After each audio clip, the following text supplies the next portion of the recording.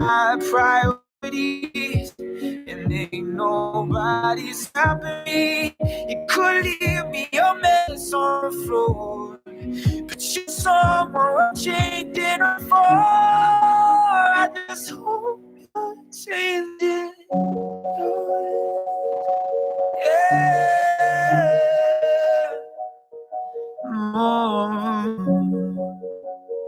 Oh, you're changing yours.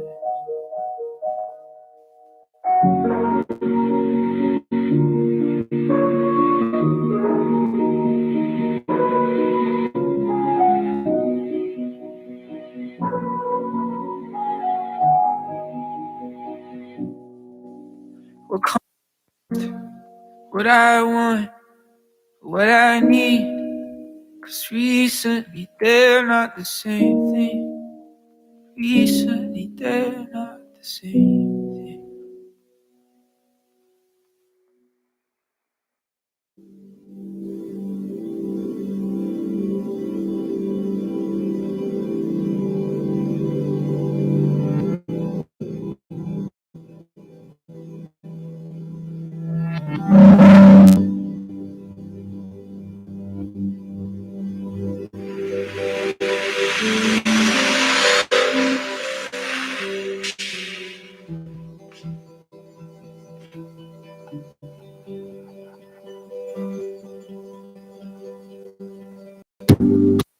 I needed someone to depend upon.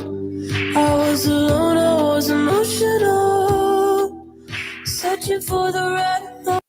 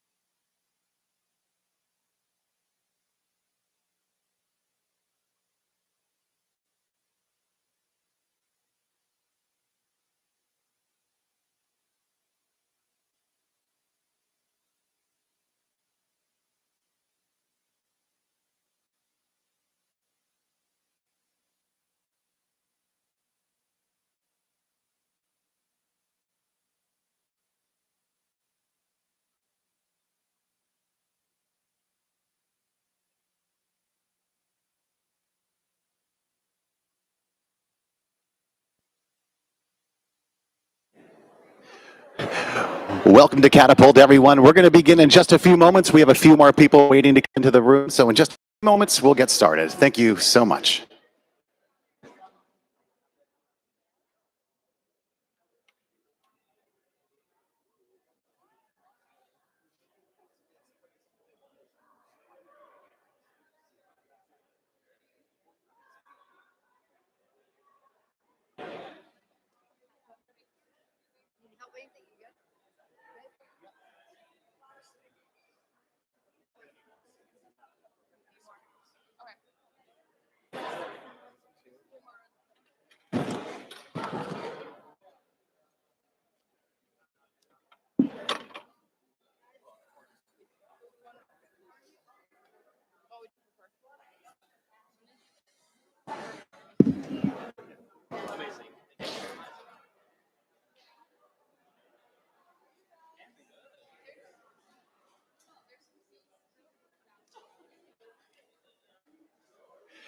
Well, good evening, everyone.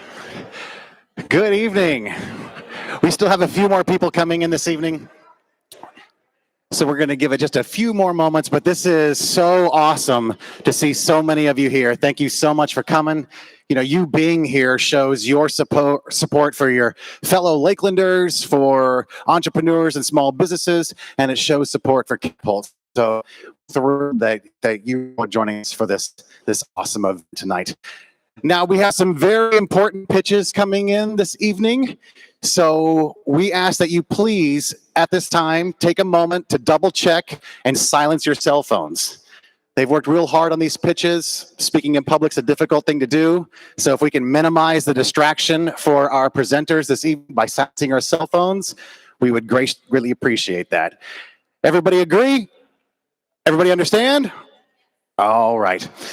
Well, before we begin, I want to introduce myself. My name is Christian, and I am the workplace director here at Catapult, and it is my honor to be your MC for this evening for this awesome event. And before we get started, I know some of you have been here, some of you have never been here. We have people joining us via live stream, and so I want to take this opportunity to tell you who we are, what we are, and how tonight is going to unfold.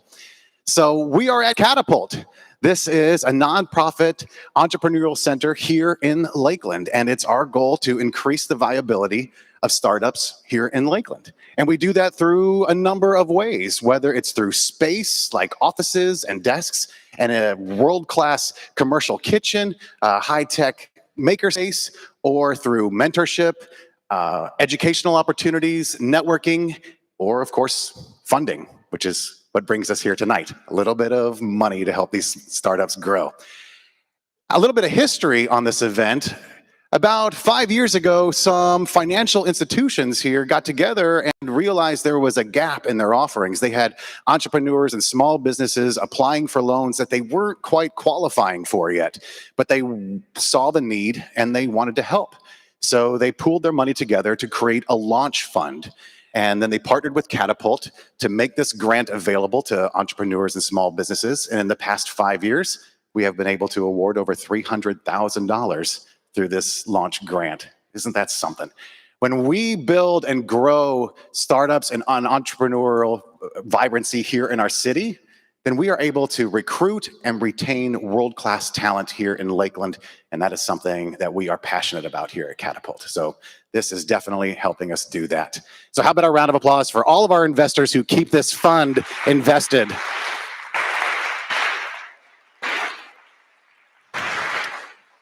Now, these investors help decide who receives this grant, and they have either sent representatives to judge and be a part of this panel, or they have asked Catapult to select members of the community who know about growing businesses and starting businesses here in Lakeland. So at this time, I would like to take the opportunity to introduce or have our judges introduce themselves to our panel, to our audience, and to our live streamers. So the microphone's right in front of you there, Brandy, if you want to grab it and turn it on and say hi to everybody. Stand or sit or what? Hi, everyone. I'm Brandy. I'm here to represent Wells Fargo today. Yeah.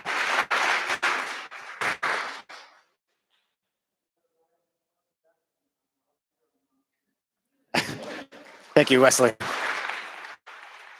Hello, my name is Chris MacArthur, and I own Black Brew Coffee House and Bistro and Patriot Coffee Roasters here in Lakeland. Hey, good evening. I'm Brenna Hodak, and I'm one of the co-bankers with Truist.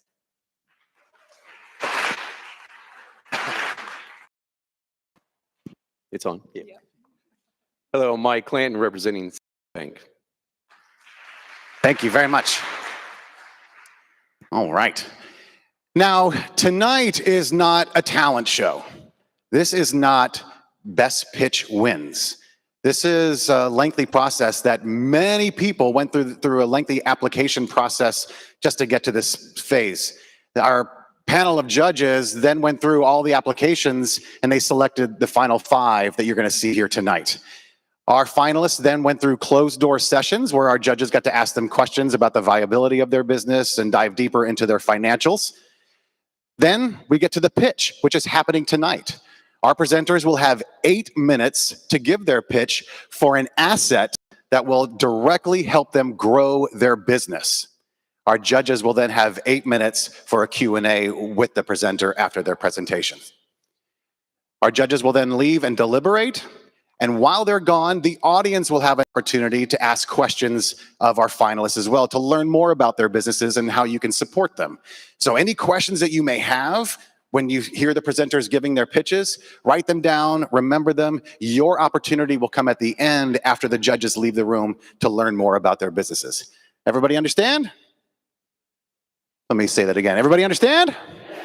All right, because this leads me to our next thing. None of the businesses here tonight are pitching to grow a public speaking business.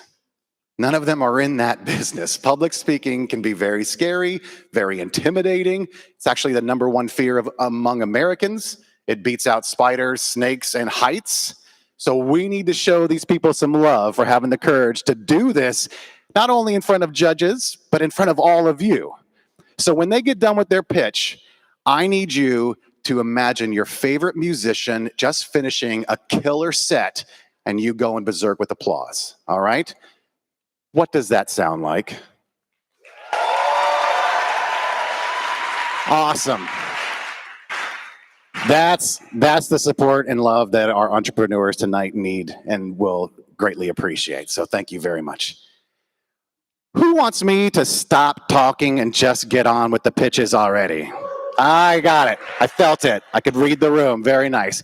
Well, without further ado, please welcome our first presenter of the evening, Mr. Richard Young from Up Training Solutions. Richard.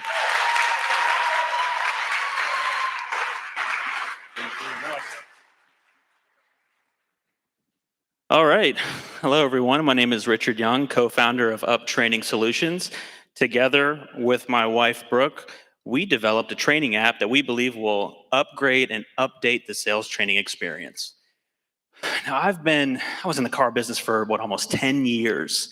And I know what you guys think maybe when you think about a car salesman, someone in a plaid suit taking advantage of customers and just making a ton of money. And it's just simply not true, because I never, not once, wore a plaid suit. It's just too hot in Florida. So seriously though, the car business, it's exactly as much fun as you guys think it is. It's fast paced, it's high pressure, but it's very rewarding. But one thing that confused me was that for as much of an opportunity it was to make a career to nothing, a lot of my peers, fellow salespeople, they were quitting or getting fired. The turnover was incredibly high. It's actually 80%. 80% is the annualized turnover for automotive sales consultants. And when you break that down into dollars and cents, 8.6 billion. That's how much money is wasted every year on turnover costs. And as you can see, the lion's share of it is between millennials and Gen Z. And I've heard all the complaints from other managers. They just don't get it. They're lazy. But I wanted to do some research and find out how I could fix that and come up with a way to train them better. Because I learned that organizations that have a strong training process can increase salesperson retention and increase productivity both by over 70%. So then we did it. We absolutely crushed it. Once I became a manager and really took control of the training, we were the #1 selling Chrysler Dodge Jeep Ram store in the entire state of Florida for 2019, right here at Little Lakeland Dodge in Lakeland, Florida. And I did it with all millennials and Gen Zs. And we did a lot of fun things, but most importantly, what we did is we kept our meetings short, to the point, and I let other salesmen chime in and give input for what was actually working for them. And we really highlighted their productivity, not just the sales, but all the little micro accomplishments and activities that led to the sales to keep them engaged. And then I took those two components and designed an app, because as you know, if it doesn't exist on a phone, it just doesn't exist. But the Up app is the only automotive sales training platform that combines this micro module content with real-time productivity group tracking, very similar to like Orange Theory. So let me tell you how it works. As you can see, in the past 70 years, sales training content hasn't really evolved. Maybe we've gone from a piece of paper to a whiteboard, but hasn't really evolved. And some of you may have even been subject to like a 30-minute, hour-long training video. So with the age of TikTok and Instagram, this had to go. The first thing we did, one person telling me how to sell doesn't make sense. There are so many voices and so many ways on how to sell. So the first thing we wanted to do is create a feed very similar to Instagram that would provide TikTok, Instagram Reel-like content from a diverse set of content creators, real accomplished salespeople, some of whom actually have a strong presence in social media. And we wanted to make it, of course, micro module, a minute long, tops. Again, really fighting for the attention span. And then we wanted to provide real-time results. I got really sick and tired of the printout certificates that were given. Doesn't mean anything when I need to make money. So we really wanted to focus the results being the increase in productivity. Now, productivity tracking is nothing new. It's been done for a very long time in sales, but again, a little outdated. So we integrate with the CRMs to pull real-time data and display it, and again, in an Orange Theory, Fitbit, Apple Fitness type way. So a salesperson can very clearly see where they're at, where they're pacing, and where they are compared to their other fellow salespeople. Now, actually, that first CRM integration with one of the major players in automotive took place last month. A long process, but again, very, very necessary. Now, why do we need the grant money? Well, like many top performing apps, we want to constantly be updating the functionality and user experience. So with the grant money, the first feature we're going to get is new content constantly being pushed to the top. We push training content up weekly, and we want the salespeople to get that same Instagram type TikTok experience of new ideas, new fresh input on how they can overcome a certain obstacle and get right back to selling. The second feature, it allows dealer groups to upload group-specific content to their salespeople. Nothing is more frustrating than not everybody being on the same page, especially if it involves a large dealer group. So this feature will allow groups to upload store and group-specific content, and then make sure that they can monitor that their salespeople are watching it. A little bit about our market. There's a little over 63,000 dealerships in the entire US. Of that, a little over 18,000 is what we plan on going after. These are new car franchises. To put that in perspective, there's a little bit over 15,000 Starbucks in the United States. So, and as you all know, there's usually a Starbucks right in front of a Starbucks. So plenty of market out there. Now, the good news is, with just one extra store signing up with this new functionality, we'll be able to pay back our portion of the grant in a little under 90 days. So very excited about the opportunities there. And also with our increased revenues, it gives us a larger opportunity to kind of give back to the Catapult community and to the Lakeland community in general. Now, what kind of salesperson would I be if I didn't say, but wait, there's more. We also are in talks with many industry leaders, military recruiters, real estate, solar panel sales, to integrate with their training processes, create short specific content, and monitor their sales team's KPIs to provide a more engaging sales training experience. Now, a little bit about our team. They're all real salespeople. They're real salespeople with real world experience that I don't think anyone more accurately can tell you how to sell than someone who's actually dealing with customers right now. There we go.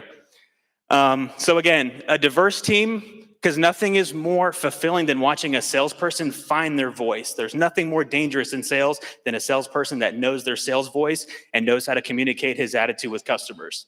Nothing better. And that's really the real main reason why I made the app and why I wanted to improve this process, because I stumbled into a career that was very rewarding, and I got sick and tired of poor management stopping the paths of so many talented salespeople. So that's why I made the app. So thank you so much for your time, and help me keep salespeople from moving on and help them move up. Thank you.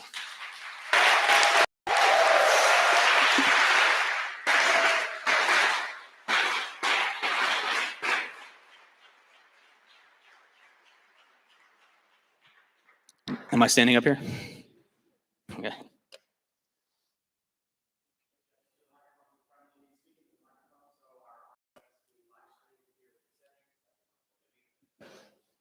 All right, now it's on. All right, so tell us a little bit about how much you've invested in this so far, Little over $500,000. and where did you get that money? Not So, specifically, just oh, generally. yeah, car business. It was all from the car business. Like I was working there for, like I said, almost 10 years, and it's a very, very lucrative business, especially if you're able to move up into management.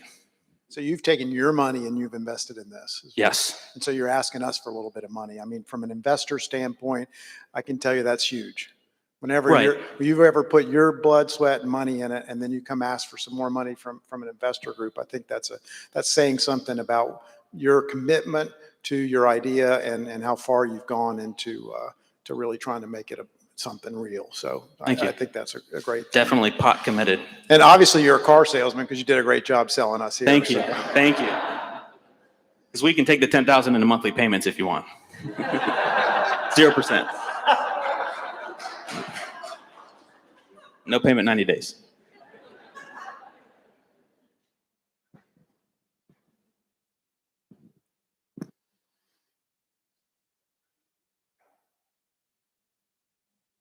So I have a question. Sure.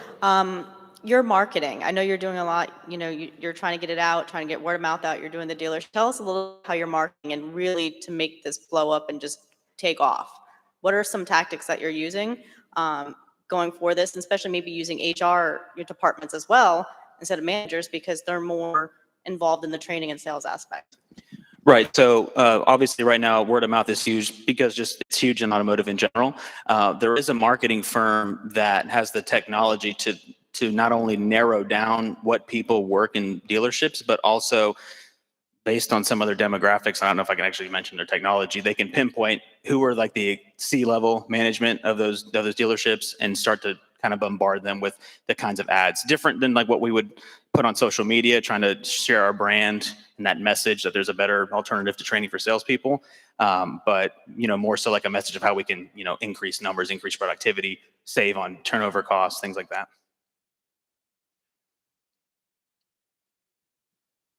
So you're kind of beta testing this in some dealerships right now. You're offering it for free to some dealerships to kind of to flesh out the app. Is that correct? Yeah, we have a couple contracts worked out with some that are using it as is, but the ones right now that are testing involve the CRM integration. Gotcha. So what kind of feedback have you had from those, and do you have any success metrics that you can point to?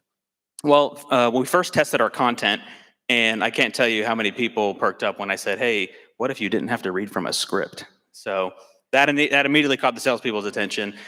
We tested it out in a store. We increased the customer show and close ratio from phone appointments in 9% in just 30 days, just by switching off the scripts that they were using. And then we continue to monitor to make sure that I was staying consistent. The early data we're getting from dealerships now, it's an uptick, but it's because people know that it's visible. Very similar to might have an uptick in steps because you wear a Fitbit and you just know, oh, if I just do 49 more steps, I can get the little flashing trophy thing or whatever.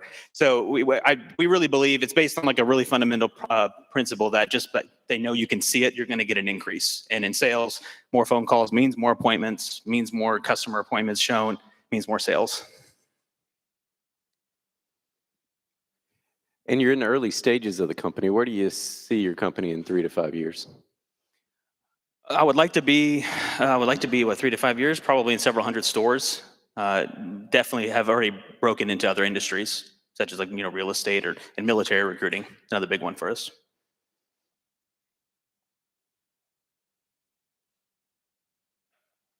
So what's your distinctive competitive advantage? I mean, what's the closest competitor you would have?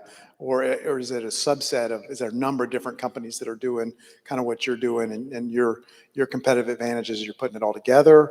Talk to us a little bit about that. So biggest competitors would be, like a Grant Cardone, someone like that, again, that usually they offer an online training course for training, which means a salesperson has to stop what they're doing, go hide somewhere on a computer and pretend to, watch the videos and things. And to me, it's just inefficient. And it didn't make any sense. I was subject to many of those programs. I've interviewed a lot of people that have gone through them. So in terms of competition, I mean, there are people there's a million people that will tell you the right way to sell, right? And there's also some companies that will process reports to tell you how your sales team is doing. But again, the reports are very dense And the content, again, it's very one note. If you don't agree with the way like Grant Cardone sells, then, how do you identify with that? So in a sense, we didn't really see too much competition where there was, multiple kind of voices and inputs for ways to overcome obstacles. And that also projects CRM and productivity data in a way that's really easy to understand. So not really too much competition. A follow-up to that. So are you, for instance, similar to a Salesforce, or would you be additive to a Salesforce if they incorporated you into their service? Right. So Salesforce is a CRM, and we are in addition to a CRM. We take the data. We would pull data from Salesforce and then be able to display it to the team in a competitive edge, which is that, again, all data that you can pull. But pulling a report might not seem like a lot, but in a fast-paced sales environment and the way sales managers are, everybody will make an excuse to do something productive sometimes. The combination of the training and the CRM function is something that, to your knowledge, no one else is doing. I mean, again, not that I've seen, not the close correlation with the direct focus on, hey, if you're struggling in this one aspect of your sales funnel, here's content just based on that. Auto industry is different, as you said. The turnover's 80%. Correct. Yeah, so you kind of need those linked together, I would think. Correct. Yeah, I've come to find out that when a salesperson's not frustrated because they get it and they're making traction, hey, I like what I'm doing, maybe I'll stick around for a while, instead of being yelled at for not doing something I don't know how to do. Awesome. Thank you, guys. Thank you so much.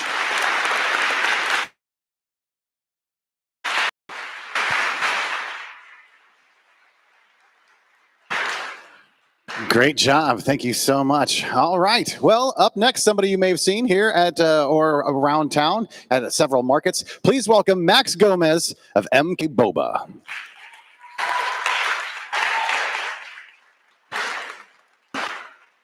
Right. So I'm extremely passionate about introducing boutique Asian foods in Polk County.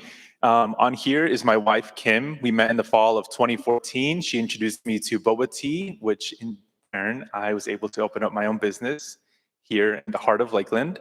MK Boba is currently a mobile business that strives to create high quality boba tea drinks that's made fresh and with pure dedication.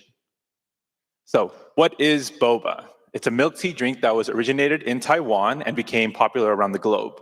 It's comprised of different flavored milk teas and edible sweetened tapioca pearls. On here are a few of our drinks. The top is a popular drink called the strawberry matcha latte. It consists of 3 layers, the first being ceremonial grade matcha. In the middle is going to be your choice of dairy alternative milks, oat or almond. And at the bottom is a strawberry puree that's made fresh here in the commissary kitchen. At the bottom is a staple Mexican drink called horchata. It's comprised of rice milk as its key ingredient, oat milk, cinnamon, and vanilla.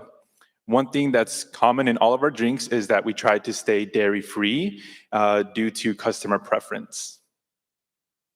So what I'm extremely proud is that we recently were able to transition out of a tent and into a trailer. From that, we were able to operate from just being able to attend like 6 to 8 markets and events per month to now being able to attend 15 to 18 per month. This is my crew. Again, that's my wife, Kim, myself, and my friend, Christian, and my sister as well, but she's picture shy. Her name's Ina.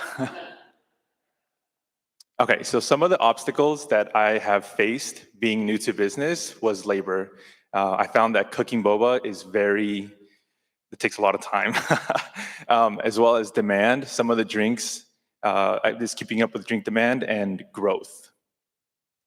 So if I were to receive this grant, my first purchase would be an automated boba cooker. Having it automated will allow me to make fresh boba on the go, as well as eliminate the labor cost of having to cook the boba. The next purchase would be a tea-presso machine. So everyone's familiar with an espresso, but this would be a tea-espresso, which I could be able to make hot teas on the go, as well as espressos. So as you can see here, this was from last year, there was a significant dip come the winter season, and this is partly due to me only being able to provide cold drinks, but having this tea espresso would allow me to bring up those sales by offering hot teas to those customers that would prefer those drinks. And my final purchase would be a hood vent system with a fire suppression. Adding this will benefit the trailer greatly, as I will be able to keep up with drink demand. So as you can see here, this is what like a daily average looks like at the Lakeland Farmers Market. And you can see that past noon, we start to see a little bit of a dip. And that is partly due to me only being able to make a limited amount at the moment. But with the hood vent system, I'll be able to brew teas on the spot and then bring up those sales as well. And then in addition, I will be able to introduce a new food item called mochi rings. Mochi rings are a staple snack in Asia and they're being popularized here in the West. I have incorporated them here in some markets and I found that there is indeed a demand for these snacks. With the inclusion of the mochi rings, my sales will be able to go up from $9.50 to over $15. So the long-term benefits of me being able to receive this grant is, one, I will be able to open up a brick and mortar here in Lakeland, which will allow me to hire a dedicated team for the brick and mortar as well as the trailer.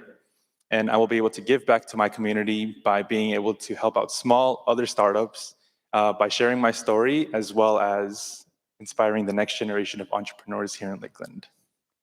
And I just want to say thank you to everyone. I'm not the best at public speaking, so.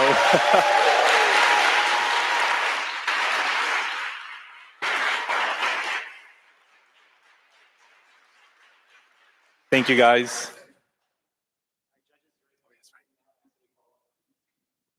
I don't have so much as a question, but just more of a comment. Sure. You know, starting during a pandemic year, you know, being able to have the revenues that you've shown over the last 12 months is fantastic. I think that's something just to be very proud of. I wanted to be sure to comment on that. I really appreciate it. It was thanks to the community and for believing in me, honestly. I really couldn't do it without them. So thank you to everyone.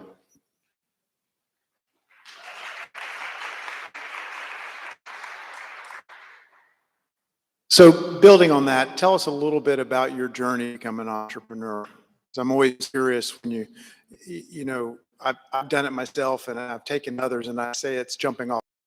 Yeah. And so I think it benefits all entrepreneurs to understand what your thought process was to jump off that cliff. So if you tell us a little bit about that. Yeah, so as you can see, I really like boba, right? Then I noticed that there wasn't really much like boba shops here in the area. If my girlfriend and I would have to get some boba, we'd drive to Tampa, Orlando, just for some like really good boba. And I was just like, oh, come on now, I wanted to drive 45 minutes an hour and then it'd be 2 hours for some boba. And by the time I'm home, it's already done. So I was like, you know what, let me start making some boba here. And then I started like in my little kitchen at home and I started to really enjoy it a lot. And I pitched it to Catapult and it started from there. And being in a pandemic year, just kind of, it freaked me out because I didn't think like I could be able to launch it to this. So, yeah. How were you able to fund your start? Did you receive any outside assistance, any loans or? No, I traced no loans. It was all self-funded. So one of the things my parents taught me from a young age was being able to save money.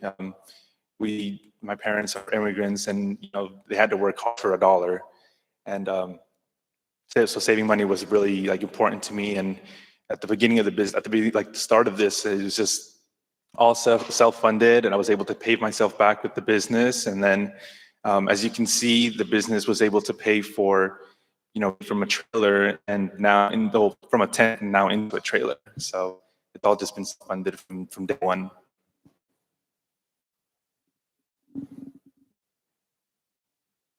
I like to talk, so Okay. I don't like silence.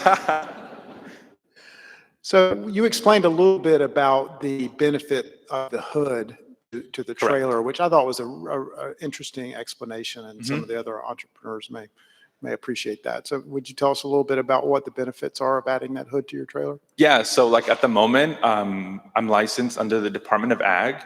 So bringing this having this upgrade to the trailer would allow me to switch over from having a license of the Department of Ag into a DBPR license, and I will actually be able to launch from Catapult and be my own mobile business by itself. And so the other piece of advice is don't ever tell bankers that you don't like debt. That's kind of like how they earn their living. So, you know, you kind of sucker them up a little bit and tell them you love it.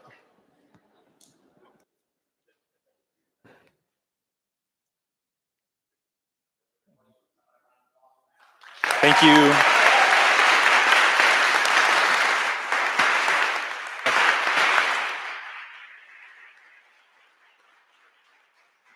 All right. We're now on to our third presenter of the evening. Would you please welcome Mr. H.B. Holmes of Remify.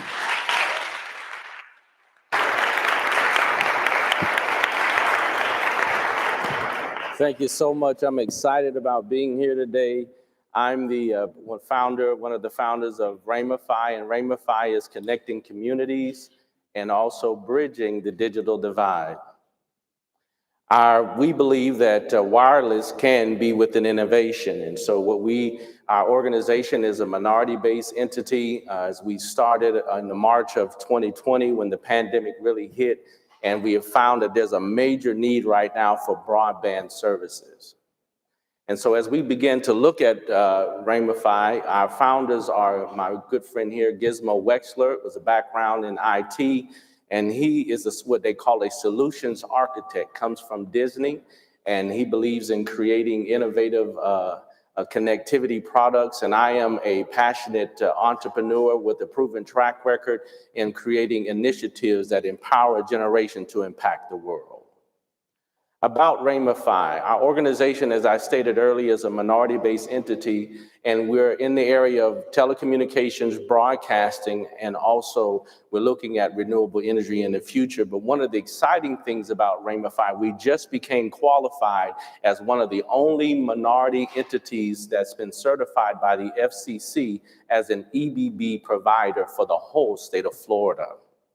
Why is that important? Because in the pot of money that the FCC set aside for people that receive free and reduced lunch, it was roughly $3.7 billion. And out of that $3.7 billion, only $2.5 billion has already been utilized. So what does that say? A lot of your local and national entities like Comcast and Spectrum are not really taking advantage of that EBB program, but we believe that that is where our market share is.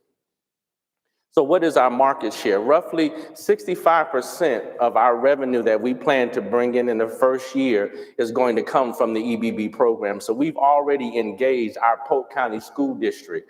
And in the Polk County School District, we roughly have about 105,000 students. And in the area that we're looking at targeting, you're going to find through our presentation today in our local area that we're going to have over almost 1,000 students that we're able to reach. Also, we provide services to local nonprofits and faith-based institutions. Our services were greatly needed when the pandemic hit because a lot of our faith-based institutions had to stream their services to their parishioners. And who did they call? They called Remify. So when they look at providing broadband services, the FCC is allotting a subsidy up to $50. So what ends up happening is if a person receives free and reduced lunch, they actually get the internet for free. All they have to do is go to our website and fill out the information. And if they qualify, then the government pays us for providing services to them, something similar to the Lifeline program. Next slide, please. What we plan on doing is marketing our services through television, social media, and also through events in our collaboration with the Polk County School District. So as you're going to find in our 2-mile radius map, what we're able to do in that 2-mile radius, we're able to go door to door and actually educate people about the broadband services that we provide. So what is Remify? Remify is like a small AT&T. And with our base station that we're looking forward to receiving micro grant, already have right now some of the city's new fiber that you all have been hearing about the Summit Broadband. We're actually the first customer that the city of Lakeland has through Summit, and that fiber is actually going to our tower. But what is missing is the base station. And what that base station will enable us to do is to connect to the community and be able to go into the 6 megahertz band. And why is that important? It's important because the new iPhone 13 will be in that band, and we'll be able to reach them through our base station. This is our 2-mile radius that we're covering right now. The tower already exists, the fiber is there, but we're looking hopefully through this base station to be able to connect everything together. And right now, there's roughly, as I stated earlier, over 1,000 students that qualify from Crystal Lake Elementary and Crystal Lake Middle School, but also in the Cumbie Road settlement, there's over 6,300 residents. That's our potential customers that we can reach in that 2-mile radius. We believe that broadband should be a benefit for all. No one should be left behind. So when it comes down to telemedicine, local, small and minority-owned businesses, and our students, we believe that everyone should be connected. We have a problem, but we believe Ramify is that solution. So I'd like to share with you that our goal over the next 12 months is to generate 250 subscribers to our service. Roughly around about 20 subscribers per month, generating roughly $150,000 annually. We believe in doing this through this micro grant, we'll be able to give back to Catapult in the area of our time, our talent, and also our resources, because I believe as organizations like myself are able to mentor future entrepreneurs, they can see it because of the service that we have been able to render. This shares with you our video, and we produced this at Ramify, and tells a vision about our organization.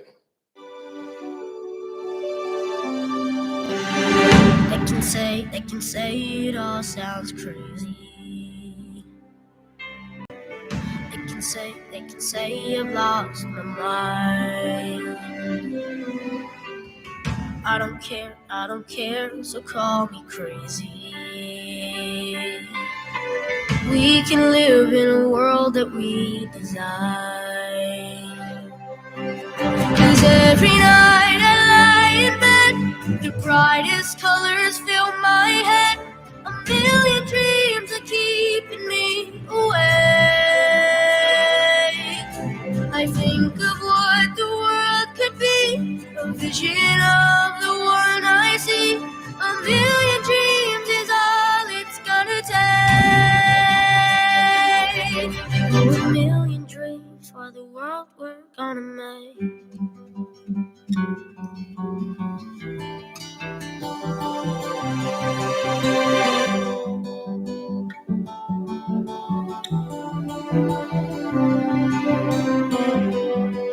What I want to share with all of you today, that we're not Wi-Fi, we're Ramify.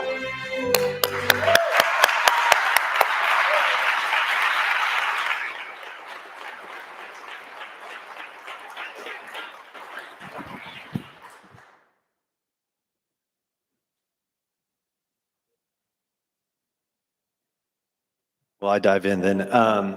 So I understand that the first year of operations is focused on kind of the EBB program, as I understand it. What's more your 3 to 5 year vision for Ramify beyond? Yes. One of the good things about the base station that we're bringing in is a state-of-the-art base station. We're moving into the 6 gigahertz band.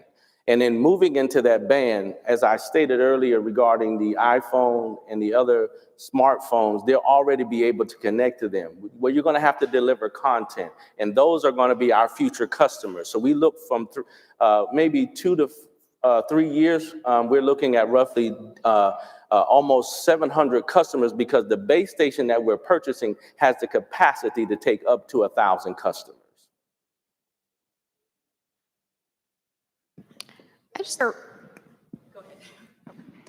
I know you had talked a lot about the grants and everything that you get for, children and stuff who doesn't have Wi-Fi in their house, and being able to support that without charge. Are you one of the only companies that will support the Wi-Fi, or is that something that they get, regardless in the community, just kind of looking at competition here to where if, it's something that you can reach out and do that, or is it offered through multiple? Yes, companies like Spectrum have the same capabilities to deliver the product, as well as companies like Comcast. But what we have found from the data from the FCC, they're not offering the program. So what we're saying is that will be our core to start at the bottom and build up. But at the same time, because of the infrastructure that we have, we can provide this service to anybody, whether it's a smaller minority-owned business or if it's an enterprise, we can deliver that service unto them. So as I understand it, your subscribers are within a 2-mile radius of this station, correct? That is correct. Do you have any plans, future plans in the next, say, 3 to 5 years to add additional stations throughout the community? Yes, I do. Yes, sure. I do. And so you'll know, we're starting out because of the technology. It enables us right now, day one, to go to 2-mile radius. But the base station actually has been designed to go 10 miles. So what does that say? So if we have hypothetically a base station off of Cumbia Road and Reynolds Road, we can also have a base station down off Martin Luther King or down Lake Hollingsworth or in wherever we want to go to in the county. So it is our goal to start our model there and then replicate that model throughout the city of Lakeland and then spread out to Polk County. And with this infrastructure that we have, it gives us the capabilities to do the Internet of Things. Because we do have the autonomous vehicle track that's right there in Armandale, and we do plan to be a part of that business.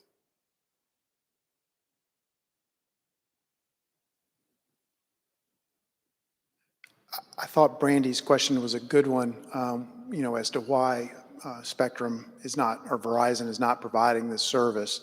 So they're not able to make, they feel as if to their stakeholders, they're not making enough money off of it. So what's your moat, to protect your business? Because if you are actually successful, you prove to them that there is money to be made in it. So how do you protect that business as you go forward, assuming that you are extremely successful? I think there's enough business out here as the city of Lakeland is growing, as Polk County is growing. I think that companies like Summit, companies like Comcast have a certain target demographic that they're trying to reach. And I believe that they're going to do that. But I do believe that there's also enough business out here for all of us to be able to provide that service. Because if I was to take a poll right now of the people that are satisfied with us, with potentially Spectrum Broadband, you'd be surprised how many people are how many of y'all are unhappy with Spectrum Broadband? Raise your hand. Okay, and I talked to one of my colleagues in Winter Haven, and there's such a demand right now for broadband services. It's overwhelming right now. And so when people like myself come into the game, you have the low-hanging fruit, and then you have the big. So what we're saying is the low-hanging fruit for us for the next 12 to 36 months is going to be the EBB. But trust me, we will be going after that other business as well, because we are in the game. And we're in it to win it.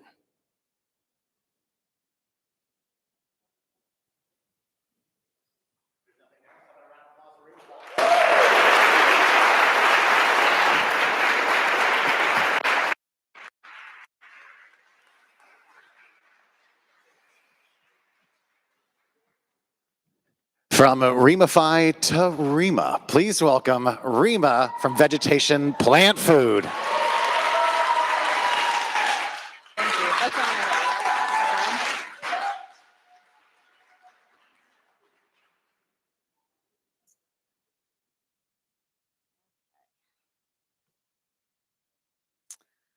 Hi, my name is Rima, and I'm here to talk to you about my company, Vegetation Plant Food.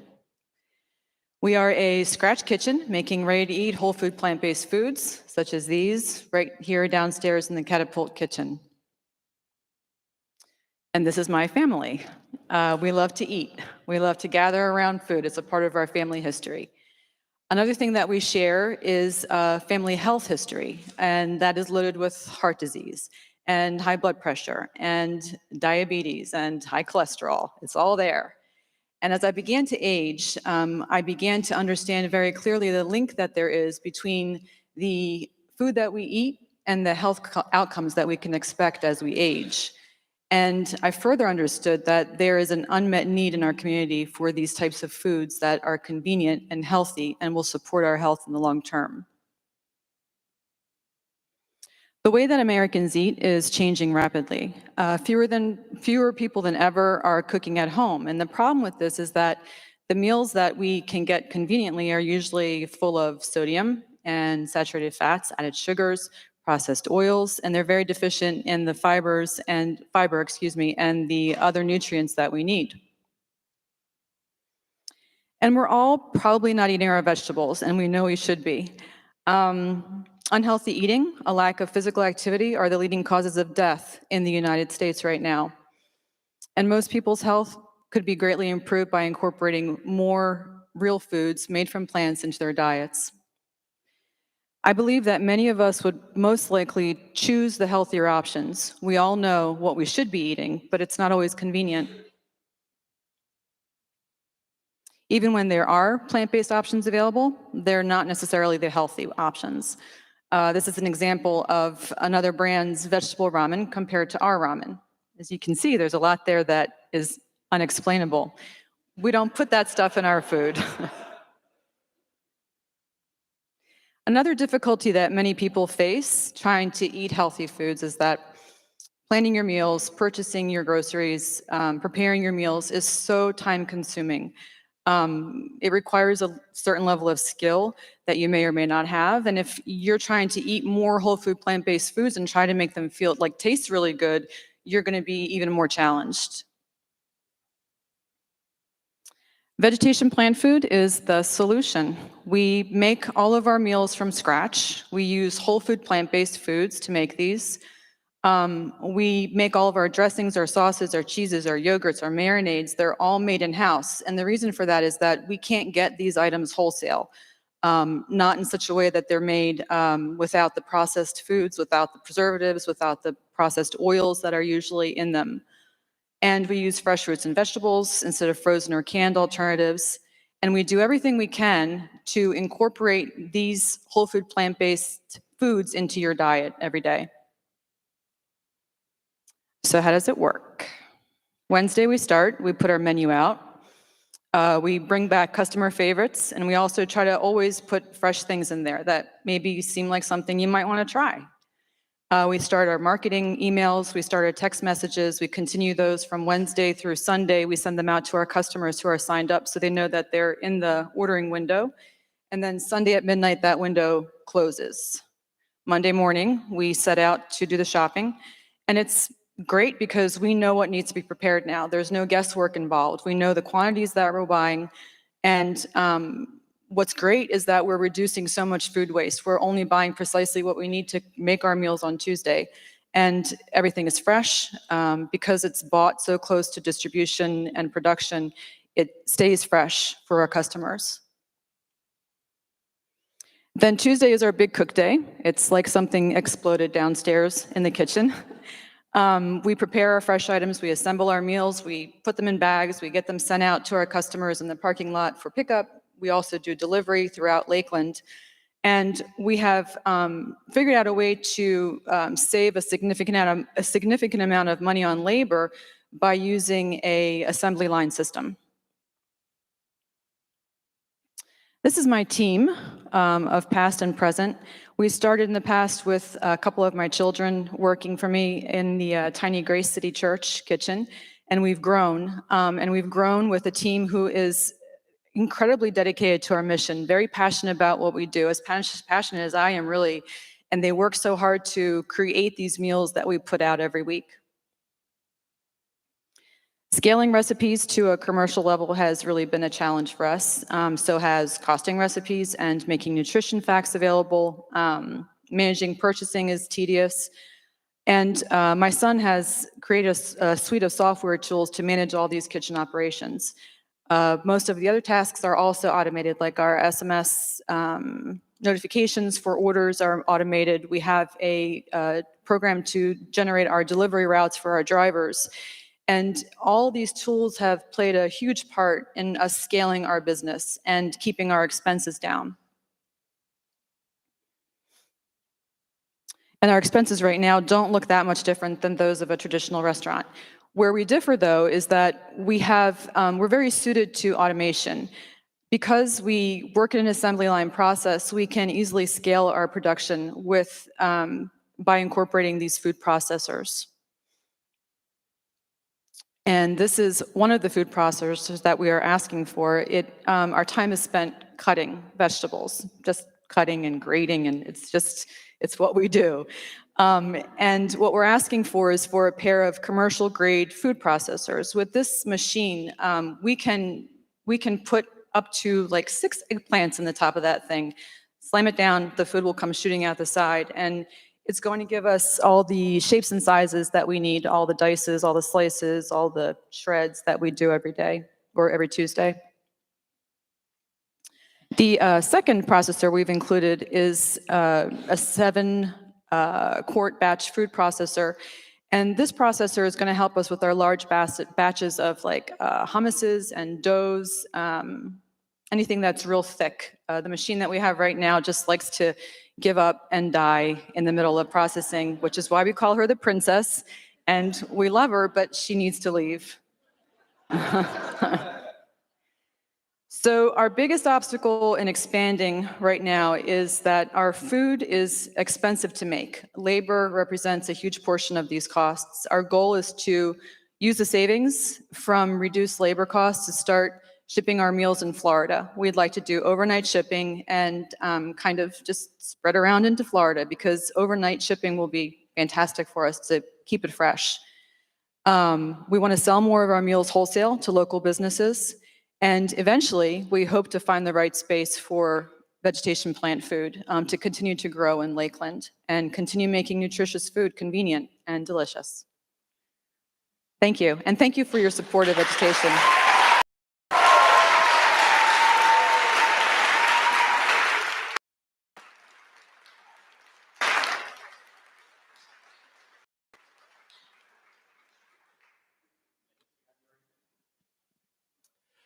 So I have a question. I haven't eaten a whole lot of plant-based meals personally. I was curious, do you have any local competitors?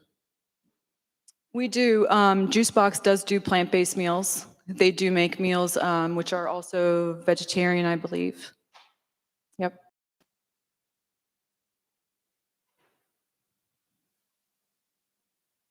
Staying on the theme of competition, what about like prepared meal services that are shipped currently? Do you see any competition there for what you're doing? Not exactly, because there's a big difference in my mind and the way that I enjoy food, which I really do. I don't like frozen meals, and the majority of the available services out there are frozen and come to your door delivered, and you need to, do the things to make. They're just not great. We've tried them, and they're just not fantastic. We like to think ours is really good. I have a question. You said that you went and you guys purchased the products and stuff you use. Do you use our, local markets to also put back into the community for some of these, vegetables and stuff that you get? Tell us a little bit about that. We're trying. We're trying to explore partnerships with local growers in the area, and it's been a bit of a challenge. Part of the challenge is having to purchase these things wholesale to reap the benefits of, cost benefits. Unfortunately, but we do like to do special things with different growers, different businesses in the area to try and introduce different makers to our customers.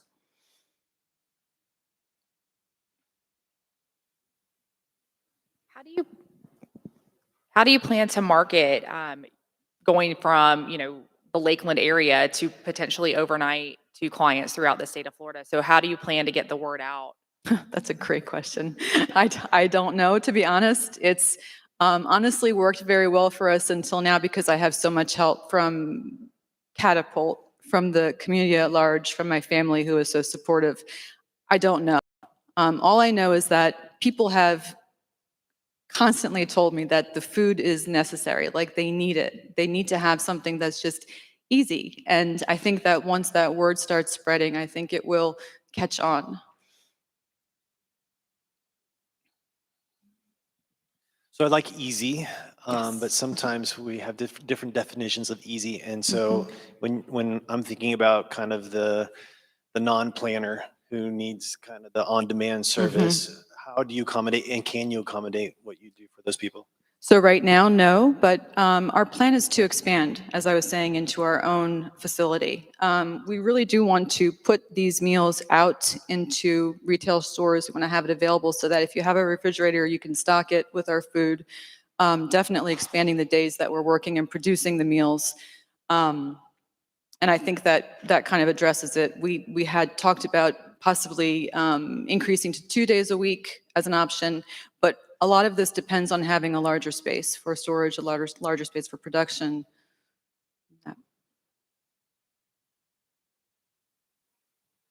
had two questions. Do you see these businesses having to be super local because of the freshness of the food and everything? You know, you don't see a lot of these businesses being able to scale on a national basis.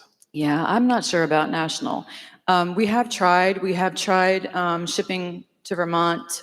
We've tried just for family members, just to see how it would hold. We've shipped to Pennsylvania to see how it would hold. We've had varying results with that. I think that it is possible. It is with enough ice, with enough packaging, with enough insulation. It's a matter of cost, honestly, to get it all the way up there with all that packaging and weight. So it's definitely something to explore. I'm not opposed to it. Yeah, it's just harder. Yeah, That's it what just you don't a really lot- a see lot them. You see more, them more on yeah. a local Yep, basis. I So, do. I do see it Florida-wide because it's so easy to overnight anywhere in Florida, which we've done to Gainesville and to Tallahassee, and we've had success with that. so my second question is a little bit more generic, more related towards your experience with Catapult in the kitchen and just how it's helped take you from maybe working in your kitchen to something else. And I love to hear, you know, you want to go to the next level. So can you talk to us a little bit about how Catapult helped you and then what is the next step is, what do you think it takes for you to move out and really make that next big leap, which is a big investment to have your own space? Okay. I can sincerely say that I could not have started this business if it wasn't for Catapult. It's been incredibly instrumental. The help and the support that I've gotten here has been just amazing because I am not a commercial food maker. It's not what I do. It's not what my background is. I don't. But the training that I received here and the support that I've received here just has helped us to grow tremendously. The second question was how we intend to, yes. We're ready. We're ready. We're ready. We just really need the space, honestly. We just need to find that space that's right for us, and we're ready. It's been 2.5 years for us here with Catapult, and it's been incredible. But we're ready. I mean, we're hogging up a lot of space down there. We take up a lot of, you know, just real estate down there, and we're ready to go. So, and for those of you in the room that don't understand why we did the kitchen, it really was to try to help entrepreneurs bridge the gap, because to start a commercial kitchen is hundreds of thousands of dollars. And so for a couple $100 a month or whatever Maggie charges you, you can go in there and use a commercial kitchen. And the idea is that once you figure out you're ready to take that leap to spend the hundreds of thousands of dollars and you rely on our friends, the bankers here to go help you do that, you know, then you can move out. But it's that leap of faith that, you know, I was talking about jumping off the cliff to start being an entrepreneur. Well, the next step is to really be an off a bigger entrepreneur cliff. Yeah, for and sure. go into debt and make these bankers all happy. Absolutely. So one of the things that, and as you were talking earlier and you're talking today, when Steve and I think it was Steve, are you here? No. One of the things that we saw when we went to Washington, D.C., I'll never forget, was a lady that had a health issue, and I can't remember what it was, but she started making bone broth in a very similar type of arrangement like we did at Catapult. And she's really done very well with it. And I didn't know what bone broth was. And I came back, and you start looking around, you realize there's a lot of people that rely on a product like that. So it's you know, I think the vegan, the vegetarian, all that stuff they're very interesting products especially for people who need them. And so I think it's neat, but I really think it's neat that you and all the other entrepreneurs that are working in the kitchen and doing these fun things are great for our community.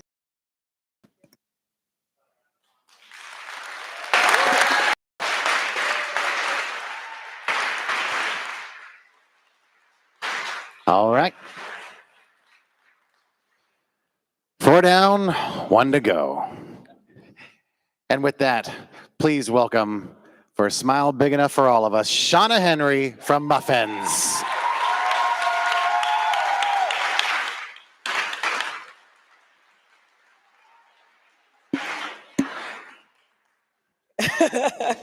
Good afternoon, good evening. My name is Shauna Henry, and I am the founder and CEO of Muffins Bakery. This is my family. They're over there. Say hi. This is my family, and my oldest son is allergic to 7 out of the 9 top 10 allergies, which made finding food to eat and food that's enjoyable very, very hard. But thankfully, parents are superheroes, right? And we have a plan. And so because of that, we started Muffins Bakery. Muffins Bakery provides safe and delicious baked goods, and we are also tackling food insecurity issues. Our 4 top problems, or the 4 top problems that you can find, is 1, Americans are being diagnosed with life-threatening allergies at a rate of 12% year on year. 2, there is, such a lack of for top 9 allergen-friendly baked goods. So for example, of our indirect competitors, they are gluten-free, right? But their products are baked with eggs and egg whites and milk. Another competitor, they're, vegan, which means it doesn't have eggs and gluten, but it's not gluten-free. So insert our issue. Manufacturing and processing. So if you flip on the back of labels, sometimes you'll see, it doesn't have gluten, it doesn't have eggs, it doesn't have nuts or tree nuts, but it's produced in a factory that has nuts and tree nuts, so it's kind of counterintuitive and shh. And sorry, you guys, but it's grounds for cross contamination, which could lead to emergency visits and not so good things. And lastly, one of our issues are low access. So studies show that minorities and people with lower income have a higher chance of being diagnosed with the life-threatening allergies, and then places that sell allergen-friendly foods like a Whole Foods or a Greenwise, they're not in their neighborhood. So insert the inaccessibility aspect. So our promise, our goal is to always be top allergen-free, and not only the top 9, but other common allergens such as yeast and corn are not found in our products. We vow to always be produced in a facility free of life-threatening allergies.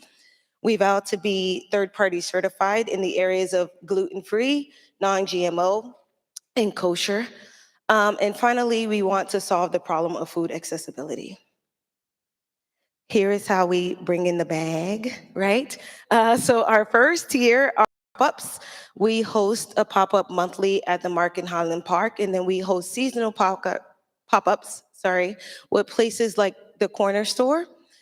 Next level is our partnerships in catering. So this summer we had an opportunity to partner with the Bullard Family Foundation, which is founded by WWE star Titus O'Neil. And we were able to feed the volunteers as they handed out 30,000 backpacks, which was great at the Buck Stadium. Another partnership we have is with Rima from the Vegetation Plant Station, and we are the partner for dessert.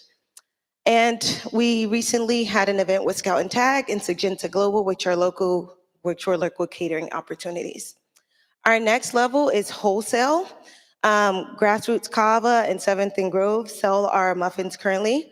Magic Mix and the Polk County School Board is something that's in the works right now.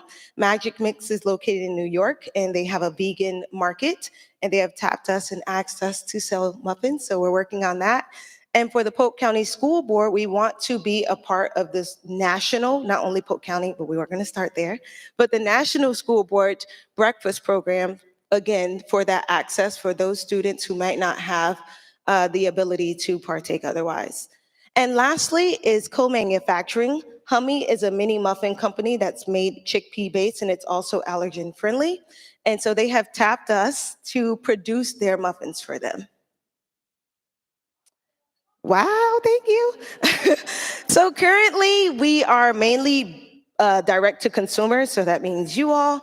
So a lot of our marketing takes place on Instagram and in person during those pop-ups and things. We're kind of shifting a little bit to be a little bit more business to business. So that will be the school board, a hospital, a stadium. And so our marketing is more so focused on LinkedIn and Clubhouse, where we have been able to connect with buyers and managers and chefs to build those partnerships to get those contracts signed. Here are our two customer favorites. On the left, you have your cinnamon sugar, and on the right, we have our blues. This is our current team looking to expanding soon. Why are y'all laughing?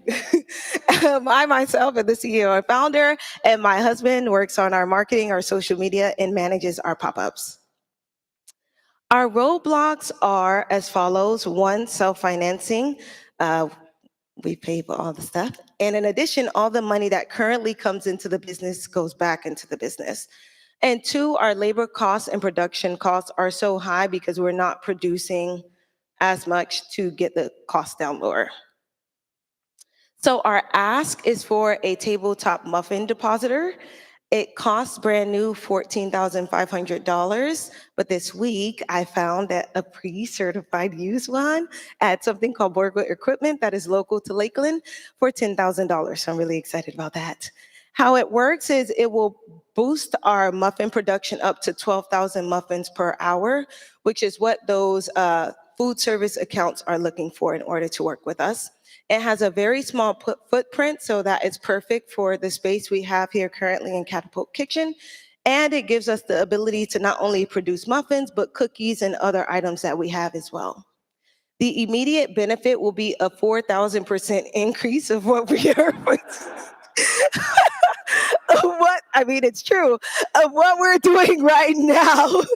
And it will create 4 immediate jobs, 2 which will be bakers, 1 will be a sales and account manager, and the next one will be a delivery and logistics person. Long-term benefit, we will be able to create over 30 jobs here in Lakeland by way of having our own manufacturing facility because we will need a lot of space. We will be able to tackle that access to the allergen-friendly foods, tackle less food equity or lower food equity, and lower the cost of our products. We will work on giving the 25% back for the grant, and that got me thinking that we should also give addition, give even more for businesses like ours who didn't have the capital right up front and who needs the resources and mentorship. So giving the 25% originally, but adding on to give back more. You have some lovely muffins here. Oh, I see you. Take a bite. Take a bite, please, and thank you.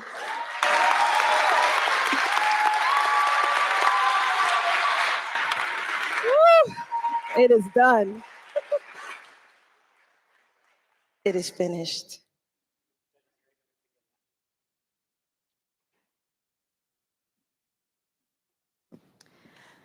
Well, So- I'm sorry. I was waiting for power up. Since you pointed it out, I did take a bite, and it was an awesome bite. I couldn't tell that it was gluten-free. It's super flavorful, fresh, very moist. It's all the things I would want in a muffin. So kudos to you. Thank you.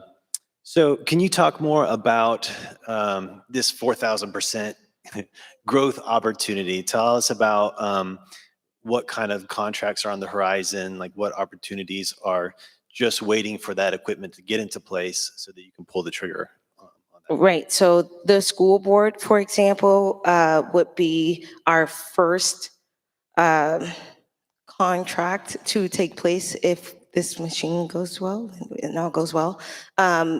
their minimum order for a day of breakfast is 12,000 muffins, right? So I was like, whoa, that's crazy.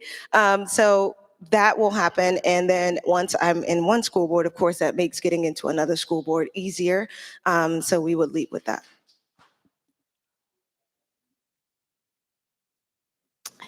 Now, I have a couple questions because I know you're, really presenting this to a lot of the school boards, a lot of these local places at more of an affordable cost than what you would try to get some of these foods, that most people, couldn't afford or, aren't able to get. So can you tell us a little bit more about that on, how you're really bringing out this great product and then being able to make it affordable to those who, have allergic, to most normal food and where it's more affordable than your competitors? Right. So like I was stating, when we have the ability to produce way more, that will make our cost go down. Right now, we sell a muffin, for example, for $5, right? So if we are producing 12,000, for example, we will be able to get it to a cost of $2.50 or $2 because we're making so much. So I think I answered your question. Did I answer your question? Just a little bit about your competitors too. So you had talked a little bit about that. So that kind of puts you more in a front running. Have you looked at their cost for, some of the bakery and how that would, where you're going to be helping more for a lot of people who wouldn't normally be able to do, get some of these foods? Right. So from the competitors that I've looked up, they're not in the school board. They're more so retail. So of course they're a little bit more expensive on that end. In regards to what the school board pays for just a regular muffin, they don't have that right now. They don't have gluten-free options.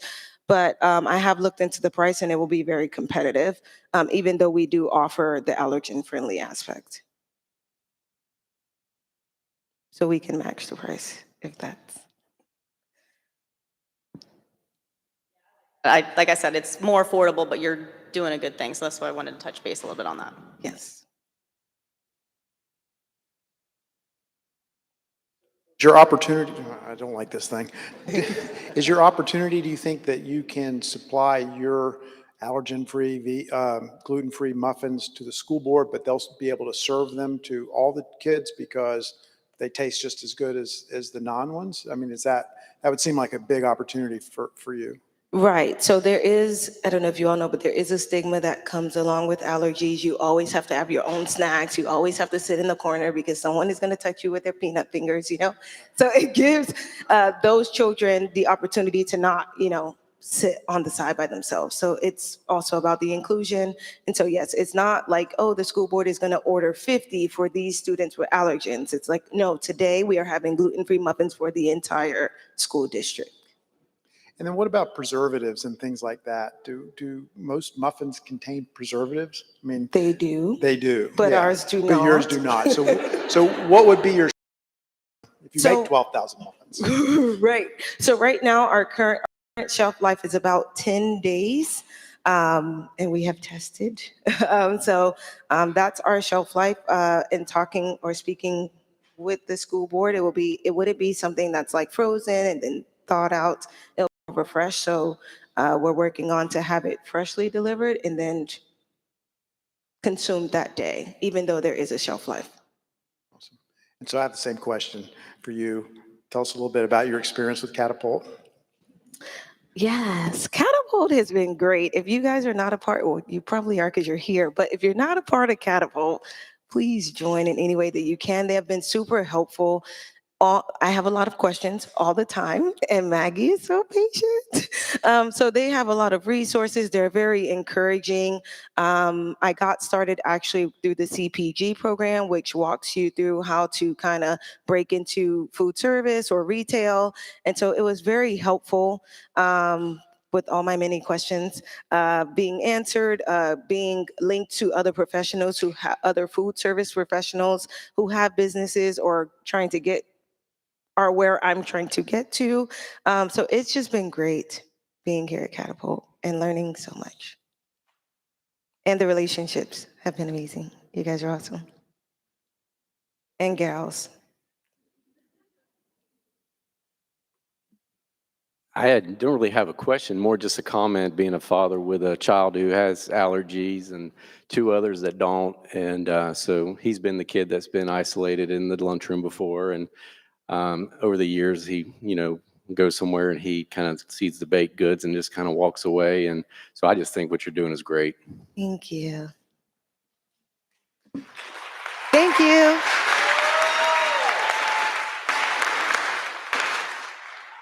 Wow, there you go. If you needed a dose of inspiration, all 5 of our presenters just provided it. How about another round of applause for all 5 of our friends?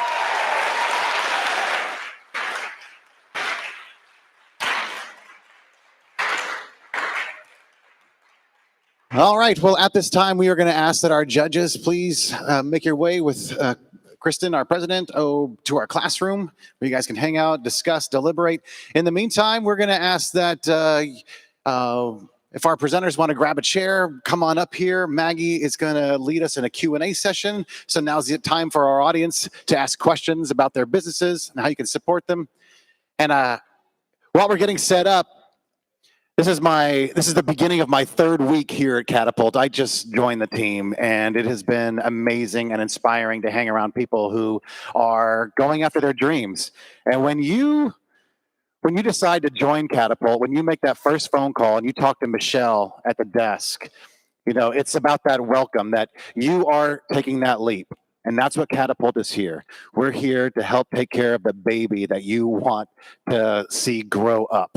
And we will treat you like that, and we'll help you. We'll help you grow that baby, and we'll make jumping off that cliff a lot more enjoyable, a lot more fun, and a lot safer for you as well.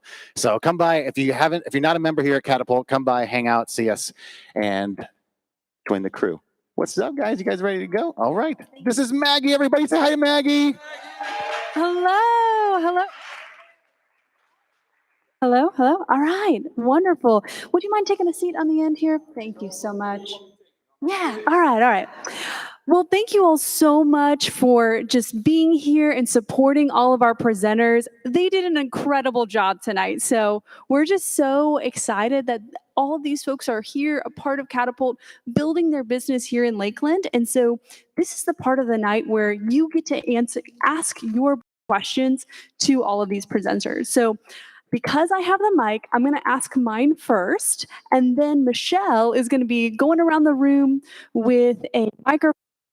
Raise your hand, and we will get your questions answered. So I'm going to start all the way on my left with Rima, and we're going to ask every person the same question. How can we in this room support your business?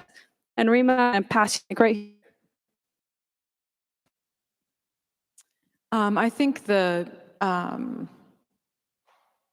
information, keeping the information coming as it has been, the programs that have been available to us to grow to this point, just keep them coming, because our next step is going into our own place, and we just need education, information, and continuing support from you, of course. And how can customers support you? Spreading the word, mainly. Just spreading the word, using Google reviews, using Instagram, using Facebook, whatever means possible. I think it's just important to get the word out. If you enjoy what you're getting from us, from the makers, just let people know about it, because a lot of people don't know us. I would say sharing the word, like Rima said.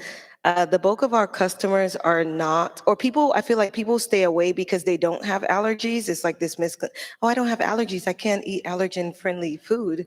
I would say if you do know someone with allergies, definitely sharing with them, but also trying it yourself.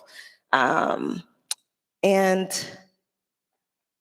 yeah, and when we get fully into food service, I would say if you have any connection, school board members in California or something across the nation, we would love for you to connect them with us. And other food services, which would be like stadiums, schools, hospitals. Yes, if you know anyone in management there, call me. So like I would say like feedback from like all the customers really. when I started the business, I started off with just using like just regular dairy milk, and I started to notice that a lot of my customers were like, "Hey, do you have anything alternative to like milk? Because I'm vegan or somewhere along those lines." And that opened up a whole new world for me and a whole different type of market for different customers who are lactose. Yeah, just feedback from all you guys. It helps me grow. It helps the business grow, and I'm sure everybody else could appreciate that as well. Hello? I guess if everyone in this room doesn't have to be today or maybe just sometime this week, but if you could go out and buy a car, that would be that'd be incredible. But seriously though, the next time maybe you do happen to do that and you see a salesperson struggling, just look at them and tell them it doesn't have to be this way. You can do this and not be miserable. So again, just general awareness. We're like a need for now. But it's tough, and I know sometimes we get bad treatment from them because of the stress. And even though that's not really right, sometimes it helps to have a little empathy and again, spreading the word, let them know that there's a better way that they can be more fulfilled.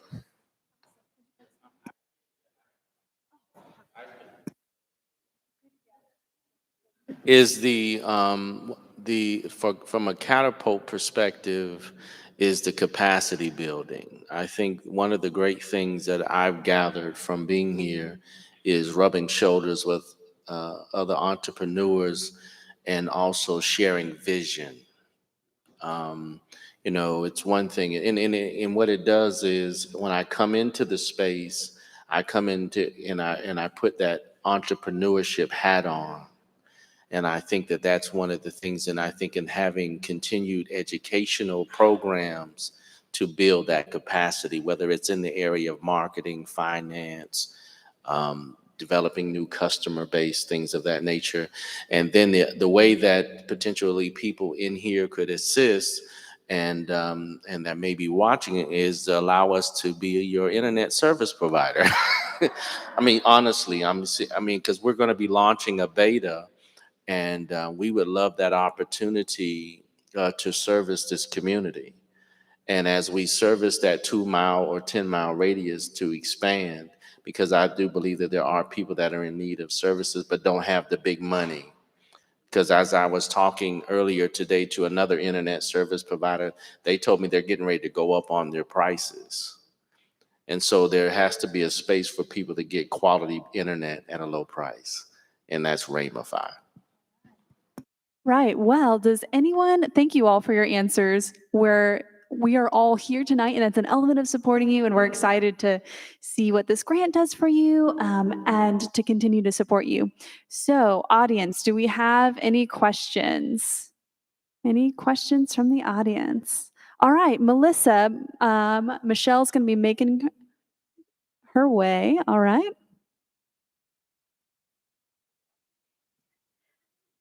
Muffin lady, tell me your name, I'm sorry. Shauna, dude, okay. I'm off wheat and dairy right now, and I'm freaking miserable because everything I see is like, I can't have that, I can't have that. Like I walked in, and I'm like, I can't have anything in that little bowl, damn, So where do I get your muffins? You can order online at www.muffins, muffens.com. My son just showed me on the card. Yeah, it's right there. Take a picture. Okay, you do online orders. Also, you can order from Instagram or other social media platforms. Do we pick it up here or? We can deliver it to you if you like. Okay. You can also, if you order from Rima, you can order through Vegetation Plant. Oh, I did know that. Okay, Yeah. thanks. You're welcome. All right, wonderful. Thank you for that, Melissa. Any other questions in the room for our finalists? All right, Michael. Michael, if you wouldn't mind, Michelle's going to come and we're going to try to speak into the mic just so that we have our audience online can hear us as well. Thank you so much. Hi, Shauna. My question for you is, when you get those 12,000 muffins, do you need to get a bigger oven? Yes. So there is an oven that bakes on the racks. I'm not sure if you guys are familiar with those silver things that you see them pushing around in restaurants. So my goal is to get one of those soon once we get to that capacity. And at that rate, we can bake about 1,500 muffins at a time. So that'll be 3,000 muffins per hour. So in 4 hours, we'll be done. All right. Other questions from the audience? Melissa, do we have any questions online? Okay. All right. Well, if we have no further questions, we're just going to take, okay, we have a couple more in the corner. All right. Is it Rimify? What is, okay. When you're installing these base stations, do you own this land? Are you asking for city permission? How does that work? Yeah, in our case, the present location we do on that property, and as we look out to other locations, it may be wherein that we install a tower in partnership with an institution. There are towers that already exist around the county and in the city. We could look at those locations as well. So for an example, as we look out over this window to the Lakeland Electric building, on top of that building are antennas that provide broad services, LTE services, and so it would be something similar to that. Wonderful. And do we have another question in that same area? All right, Michelle. Yeah, my question is for vegetation plant food. You mentioned convenience, and like a lot of people going to like fast food restaurants right now, not as many people cooking at home. Is your location, when you get a brick and mortar, going to be available for people to stop in and actually pick from a selection of your menu, or is it something specific that it has to be ordered so you can buy enough ingredients? You mentioned as well, you buy according to orders. Yeah, that's a great question. And we're excited about having a storefront of our own because we imagine it as being largely a commercial production space for us, that we would be able to make the meals in bulk like we do now, but just kind of expand and have the space. But in the front, what we want to do is have refrigerators available for just pickup items. And keep those regularly stocked, keep them moving around. So you can order ahead of time if you'd like to. That's fine. Or you can just stop in, see what's available, and grab what you need. Thank you. Yeah. All right. I see Cammie has a question behind you, Michelle. All right. Hi, this is for Rima. I know I order from you often and I love your stuff, but you have so many options and they're always so flavorful. So what's kind of your inspiration for them and how many different options do you have? Because I know it rotates weekly. It does. The inspiration is just that I love food so much. So I recipe test all the time. I'm always going through new things because I really like that challenge and I really enjoy the whole process of cooking and especially eating. We have currently on our menus right now, we have 3 entrees available, usually 1 green fresh salad, soup, dessert, and then we have specialty items like chickpea nuggets or tofu egg salad, something that's a little bit different and doesn't really fit in any of those categories. And also dressings, sauces, and things like that change week to week.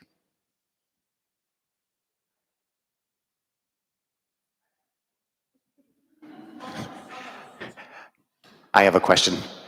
I was wondering about the application process. I know we have a number of members here tonight watching, and is there any advice about the application process for this event that you can offer or that you can give to anybody who wants to do it next time this becomes available? Anybody? Donna, you can go ahead and start, and then why don't we just pass the mic? Sure.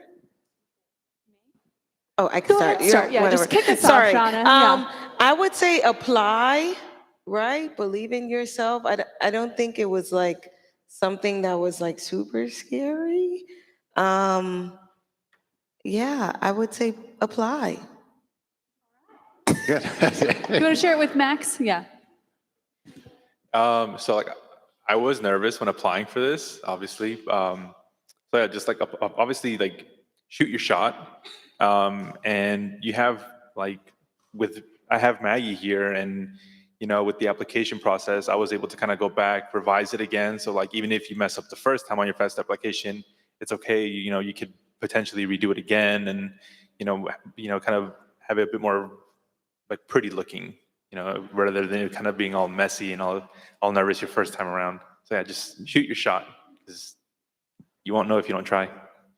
All right, Richard. I would say definitely know your mission statement, know why you're doing what you're doing. That really makes everything else. Yeah, and I think be prepared. I mean, at the end of the day, get prepared, because you're laying a platform for the future of your future business. And so, when I look at the last cycle and what our good friend Ruth did, other recipients, they were the trailblazers for us. And so I watched what he did, and I said, I'm gonna just be like Ruth. I'm gonna just fly drones in the air and stuff. No, I'm just kidding. But no, seriously. And the process was easy, and I want to thank you, because we had to. I'm gonna just really be transparent. We had to go redo ours all over. I mean, just to look and feel. And I'm grateful for my partner, because he's a great visionary and an IT guy. But Catapult made it easy for us. This is not as they're our partners. It's not an adversarial environment. They want us to win, and that's the thing. And I think we should give Catapult a hand tonight.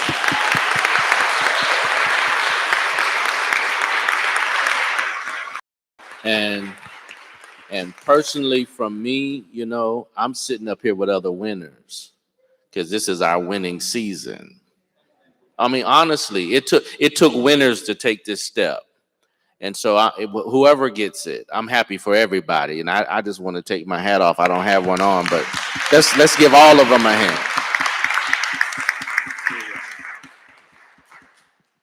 Rima?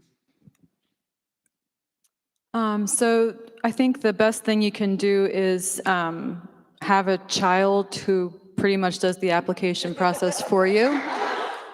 That would be my best recommendation. But lacking that, I think Catapult is here to make us succeed. They're not here for any other reason. And it's been an incredible experience for me. So just depending on Maggie, depending on Catapult to really help us pull it together. That's what did it for us. Awesome. Well, thank you so much. All right, we have a question in the back. Michelle, thank you. My question is for Richard. A lot of entrepreneurs want to have an app oftentimes, and sometimes it makes sense for their company and sometimes it doesn't. And it sounds like you've invested a lot of money into your app. So just wanted to hear a little bit more about why you chose to do the app platform, and insight into that process a little bit. Okay, you want the short version? Whatever you prefer. Right. So, I mean, first and foremost, I think if you're going to run a business that makes sense, you have to have some mobile element. Whether it's ordering or whatever, you have to have some mobile presence. So that was like the first step, is how do we do that? And I could get into the whole different kinds of apps that based on what you want to do is kind of like the kind of app you want to build. You're going to need a developer. You probably want to make sure that they've done other apps, see what they've done, because there's a lot of pitfalls, a lot of horror stories I heard of people that just you spend a bunch of money and then hope you're going to get it, and then next thing you know, somebody's in another country and you don't have an app. So yeah, you definitely want to see their work, make sure they have a good idea of what you want to accomplish, and then make sure that aligns with what you want to do. A lot of times you don't need crazy tech, for your mobile, application to work. And sometimes if it's really tech heavy, like, ours had a lot of integrations and we want to be able to scale to a lot of stores, it's a little bit more expensive and more involved, but they'll explain it to you. If you don't feel comfortable with like the explanation you're getting from developers, start asking questions. Ask questions like you're 5 years old. Why? And the good ones will answer you. Great question. All right. Well, we are going to go ahead and wrap up our Q&A session. The judges are spending a little bit of time deliberating and just reviewing who and what makes the requirements. And so we're just going to go ahead and wrap up now. We will have a a notice when we're all kind of gathering to hear what they've decided. And so feel free to take a restroom break, grab some coffee, grab some water, and we will meet back here very soon to hear the good news. All right. Thank you so much.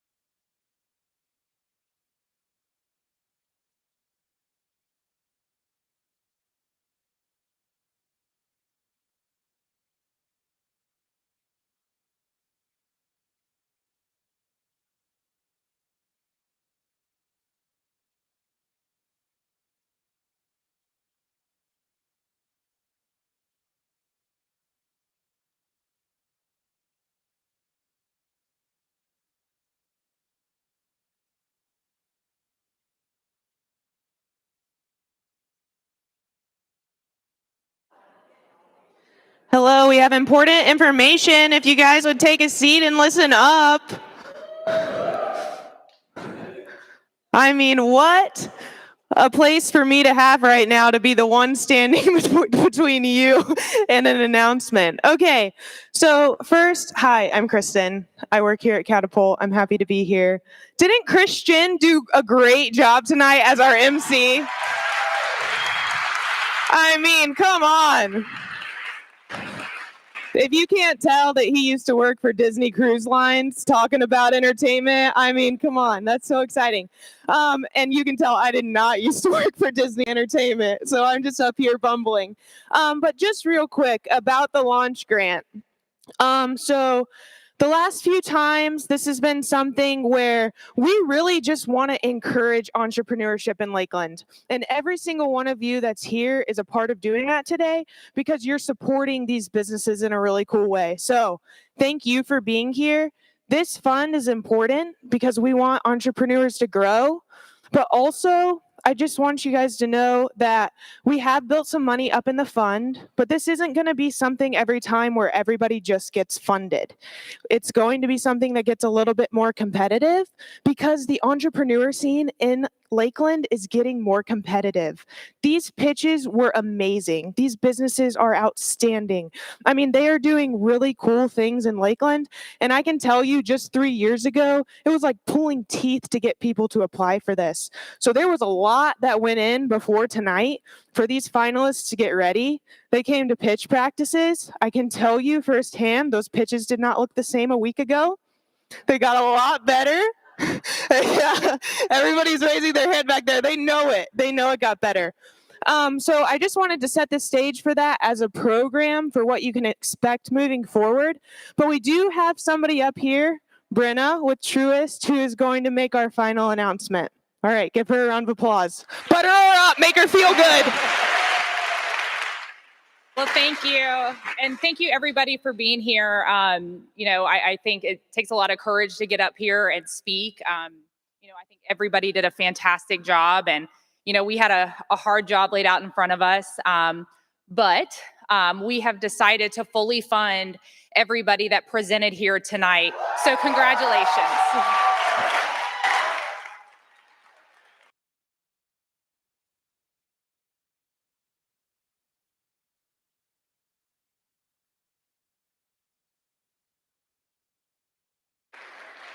How exciting! Woohoo! All right, can we thank our sponsors one more time? Thank our finalists. And if you just want money, come get a picture with your big check. All right.